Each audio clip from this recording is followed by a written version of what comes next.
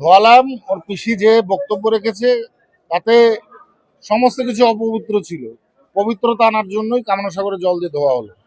কোনো পজিটিভ বার্তা নয়। ওরা মতুয়াদের এতদিন ধরে বিভ্রান্ত করছিল, আজকে ইলেকশন কমিশন সেটা প্রমাণ করে দিল। সি অ্যাপ্লিকেশনের সার্টিফিকেটও কাজে লাগবে এসআইআর এ। এই বিভ্রান্তি করার কারণটা কি এতদিন ধরে? তার মানে ইচ্ছাকৃতভাবে মতুয়াদেরকে আজকে ওরা এইভাবে পদদলিত করে রাখতে চায়, যেটা মতুয়াদের পক্ষে সম্পূর্ণ তাদের নৈতিক বিরোধিতা আমার বলে মনে হয়। সেখানে আজকে অভিষেক বন্দ্যোপাধ্যায় যে বক্তব্য রেখেছেন, সেই বক্তব্যে সমস্ত মতুয়া সমাজ আজকে ডিপ্রাইভ। তো কি আটকেছে না আটকেছে সেটা বড় কথা নয়, বড় কথা হচ্ছে ও অপবিত্র করে গেছে ঠাকুর বাড়ি, সেটা পবিত্র করে দিলাম আমরা।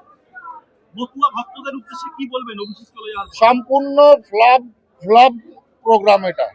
কেন ফ্লপ কেন? আমার দেখা সবচাইতে একটা ফ্লপ প্রোগ্রাম এটা। কোনো লোকই তো হয়নি এখানে, কোনো লোকই তো হয়নি, সব তো পুলিশ ছিল, সিভিল ড্রেস। মমতা ঠাকুর দাবি করেছে প্রচুর মতুয়া ভক্ত যারা এসছে। আচ্ছা, আমরাও তো দেখেছি কত মতুয়া ভক্ত এখানে ছিল।